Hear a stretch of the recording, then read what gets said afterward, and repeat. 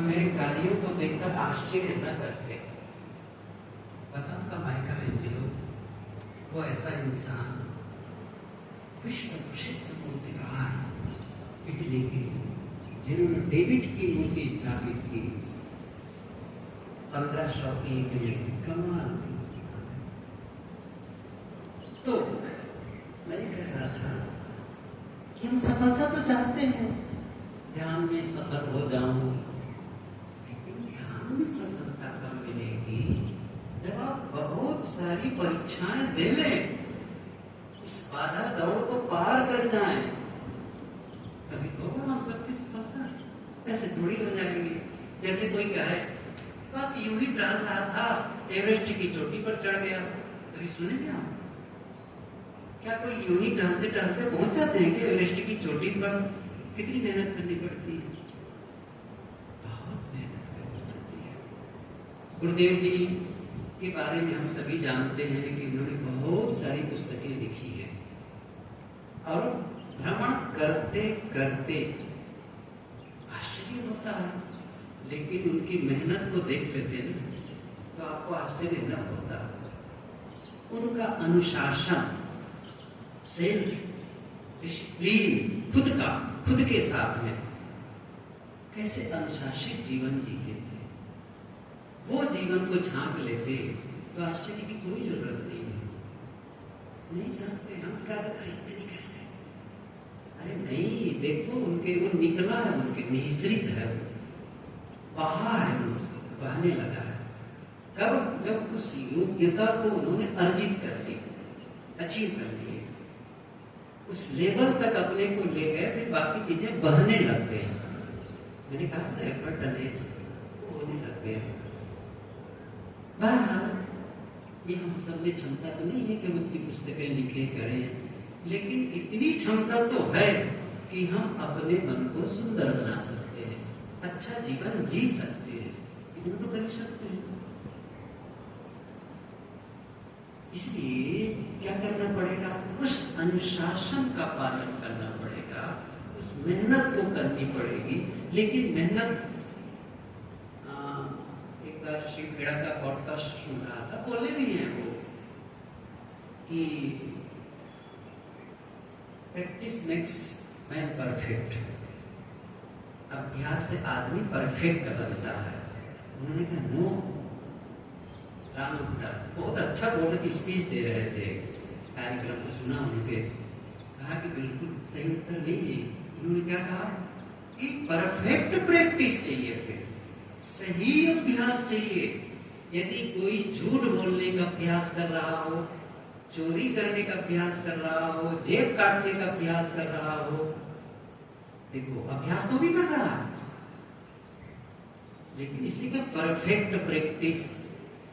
जैसे एक आदमी चौराहे पर गया, वो रूमी साहब को उदाहरण दूंगा, उदाहरण बहुत सारे, लेकिन रूमी साहब अपने शिष्यों को ले गए, कई शिष्य थे, ले गए, चलो खेतों में, देखे सब शिष्य देख रहे खेत में, वहां गड्ढा, वहां गड्ढा, वहां गड्ढा, वहां गड्ढा, कई गड्ढे दिखे। बड़ा आश्चर्य, खेत में गड्ढे गड्ढे दिखते हैं। एक दूसरा किसान उधर से गुजर रहा था, रोका, पूछा ये खेत में गड्ढे गड्ढे क्यों है? वो रुका, कहने लगा ये जो किसान है ना, बड़ा सनकी है। क्या हुआ?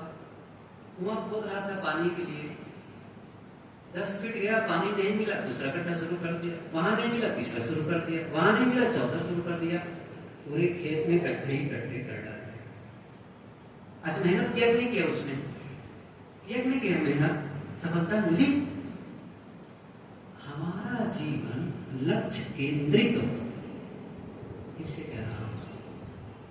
बिना लक्ष्य का जीवन उस नौका की तरह है, या कहना चाहिए उस जहाज की तरह है जिसमें कंपास नहीं है, दिशा सूचक यंत्र नहीं है, या उस नौका की तरह जिसमें पतवार ही नहीं है। क्या होगा बताओ? एक ऐसा जहाज जिसमें वो दिशा सूचक यंत्र ही नहीं है, किस किनारे लगेगा? कोई ठिकाना नहीं है। लक्ष्य केंद्रित जीवन, वही जीवन सार्थक होता है जब आप अपने जीवन को किसी लक्ष्य के प्रति समर्पित कर दे, पूरा डेडिकेट कर दे उसके लिए, और उसके लिए रूहानी संलग्नता बदल जाएगा।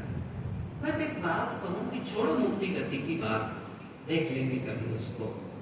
अभी कैसा जीवन चाहते हैं, बस इतने ही देख लो जरा से। अभी कैसा चाहते हैं, ठीक है भाई, छोड़ो, हम घर गृहस्थी का आदमी है, या हम कर सकते हैं, मैं एक सामान्य साधक हूं, कैसा जीवन चाहते हैं, तय ही तो करोगे ना उसको, बिना तय करे मिल जाएगा वो। मैंने इसलिए कहा कि व्यक्तिगत स्टेटमेंट, संविधान, अच्छा कल्पना करो, भारत आजाद हो गया, ठीक है ना, कब हुआ है? 15 अगस्त 1947, काम पूरा हो गया था। 26 जनवरी 1950, ये 26 जनवरी क्यों हम लोग मनाते हैं? साफ है ना, गणतंत्र दिवस। गणतंत्र, गण समूह का तंत्र, शासन, एक ऐसा संविधान लागू किया गया 1950 में जिससे देश का संचालन हो। जब संस्था का रजिस्ट्रेशन करवाते हैं, मैंने भी करवाया, जो भी करवाया होगा, तो पूछा गया ये संस्था, नाम पता है, ये संस्था के नाम से हम एक रजिस्ट्रेशन, इस संस्था का रजिस्ट्रेशन करवाना चाहते हैं। चैरिटी कमिश्नर में गए, रजिस्ट्रार ऑफिस में गए, उद्देश्य क्यों करवाना चाहते हैं, तो उसका लिखित रूप में उद्देश्य होता है। हम कबीर साहब के विचारों का प्रचार करना चाहते हैं, ये करना चाहते हैं, पुस्तक प्रकाशन, ये सारे उद्देश्य लिखा गया। अच्छा, इस सारे उद्देश्य को एग्जीक्यूट कैसे करेंगे, कैसे उसका क्रियान्वयन होगा, तो उसके लिए एक नियमावली बनती है, स्मृति पत्र और नियमावली, उद्देश्य जिसमें लिखा होता है, और यह संस्था इन नियमों से संचालित होगी। दान कैसे लिए जाएंगे, सिस्टम क्या है उसका है, कैसे लोगों को दिया जाएगा, कब बैठक करोगे, किनके कब कब बैठक करोगे, कितने सदस्य, सब कुछ के नियम है। उन नियमों का उल्लंघन करेंगे तो संस्था डैमेज हो जाएगी, खराब हो जाएगी। संविधान, इसी प्रकार हमारे देश का संविधान न लिखा गया होता, कल्पना करिए, संविधान बता दिया गया, न लिखा गया होता, क्या होता बताओ देश की? लिखा गया है तब तो यह दशा हो रही है, सही है ना, उसको तोड़ मरोड़ किया जा रहा है, और लिखा न गया होगा तो तब तो फिर बड़ी कठिनाई में रहे, तब तो फिर देश तो दूसरा फिर कोई गुलाम बना लेता आज तक के। हम अपना जीवन का कोई लक्ष्य निर्धारित करके उसके लिए कोई योजना नहीं बनाए हैं कि उस लक्ष्य को कैसे पाए, पहुंचेंगे।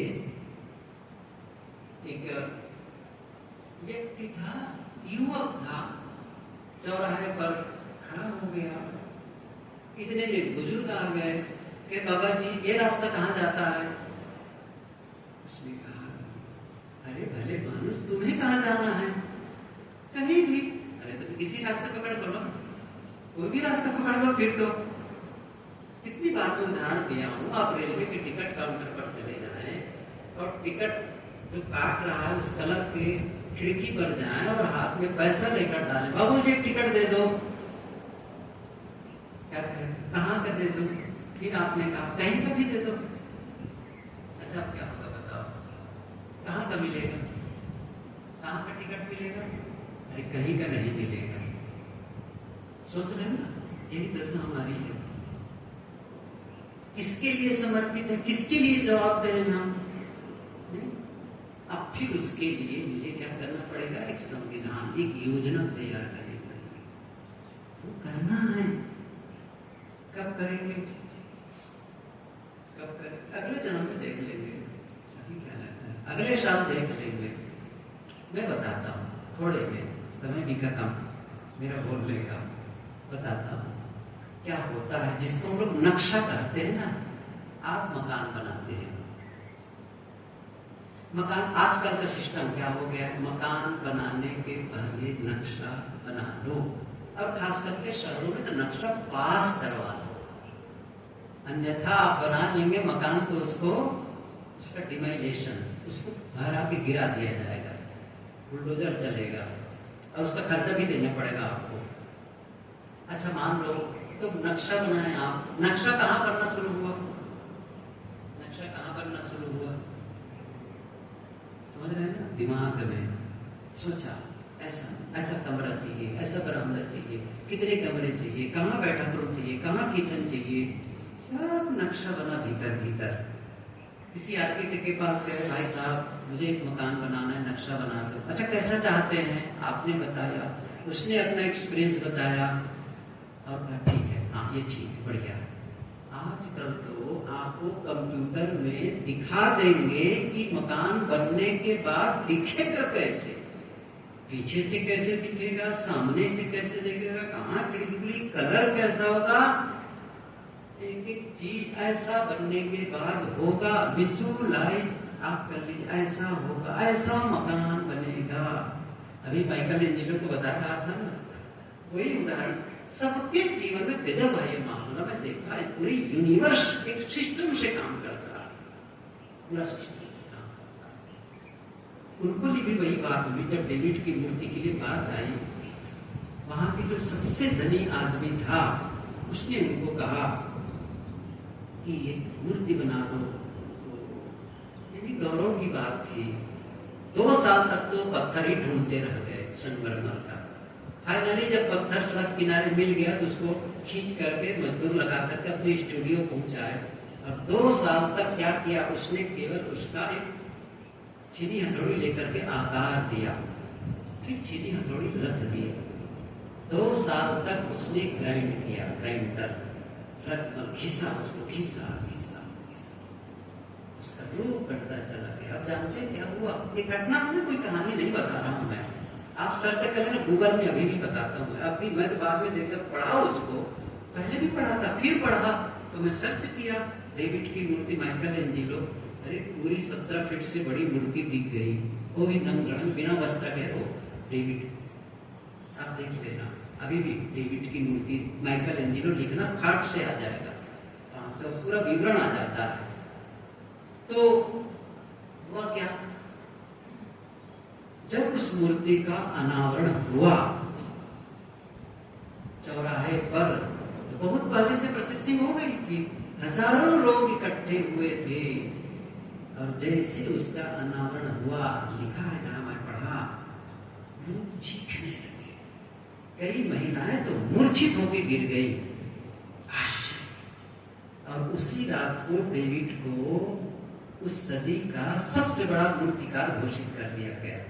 क्षमा करें, माइकल एंजेलो को पूछा गया आप इतनी सुंदर मूर्ति कैसे बनाए? पूछा गया, अभी भी है वो मूर्ति, ऐसा नहीं कि अभी नहीं, अभी भी है। तो उन्होंने क्या कहा, ये बता रहा हूं, जब पहले दिन जो पत्थर था उसी पत्थर में मैं पहले ही दिन डेविड को देख लिया था। क्या कहा? मैं डेविड को देख लिया था उसी में। अब बाकी तो क्या करना था, जो डेविड नहीं था उसको निकालना था। पत्थर के वे अंश जो डेविड को ढक रहे थे बस उसी को निकाल दिया, डेविड उभर के बाहर आ गया।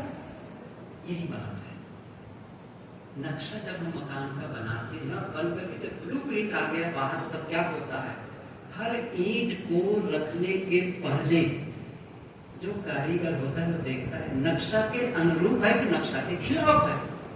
ऐसा तो नहीं कि ईंट रख रहा हूं जिससे खिड़की बंद हो रही हो, दरवाजा क्लोज हो रहा हो, नहीं, फिर तोड़ना पड़ेगा, फिर बिगाड़ हो जाएगा। तो क्या करना है, हर दीवार, हर काम करने के पहले नक्शा के अनुरूप, नक्शा के अनुरूप, क्योंकि आप नक्शा है आपके पास ना, तो देखना है इतने इंच, इतनी फीट पर खिड़की छोड़नी है, कितनी ऊंचाई में चाहिए, दरवाजा कितना चाहिए, छत कितनी चाहिए, कहाँ कहाँ खिड़की चाहिए।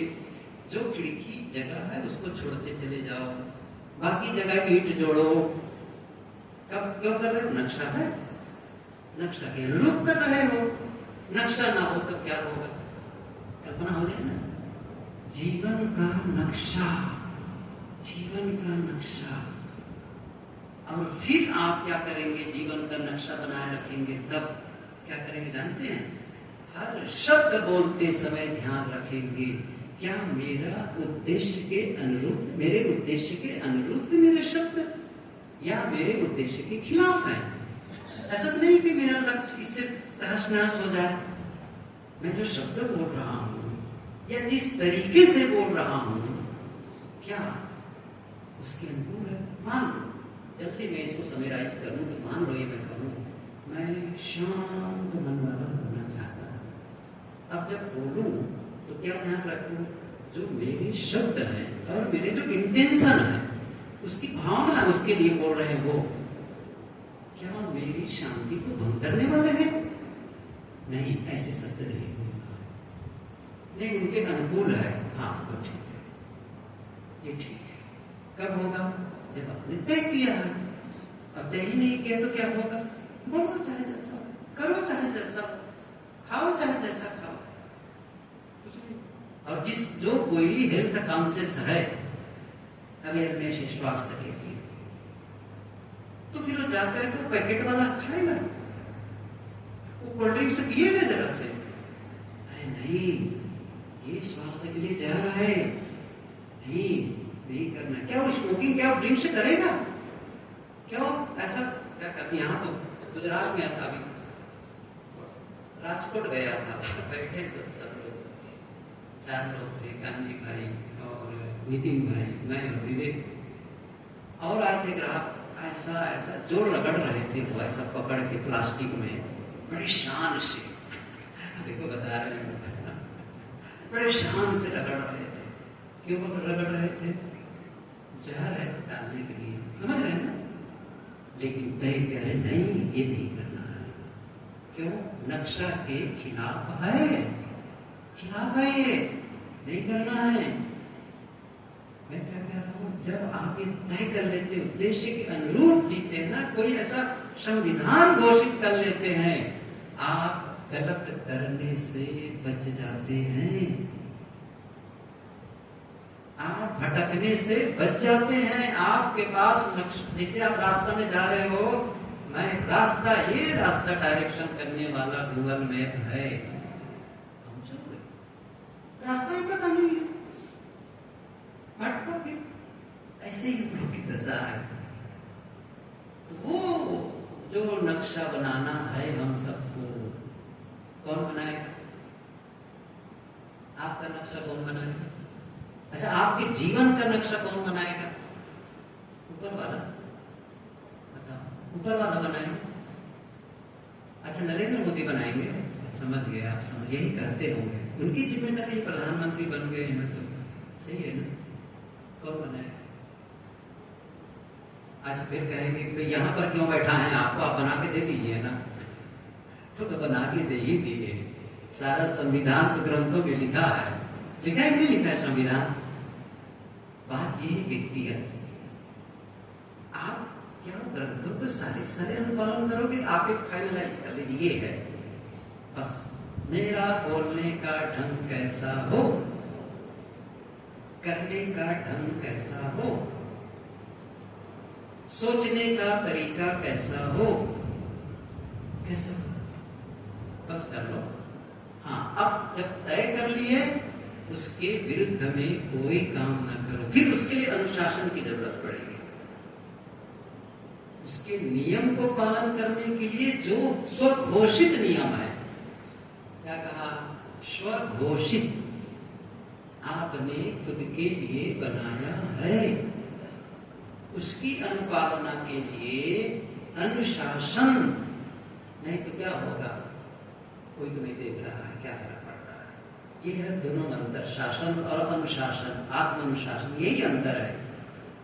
शासन में आदमी डर से करता है, भयभीत होकर के काम कर रहा है, और जब वो भय खत्म हुआ, उसके बाद में वो अपने वापस फ्लो में आ जाता है, वही गलती करने लग जाता है। वो कहावत है ना, कोई देख रहा हो तो काम करो, ना देख रहा हो तो आराम करो। सही है, ऐसा है।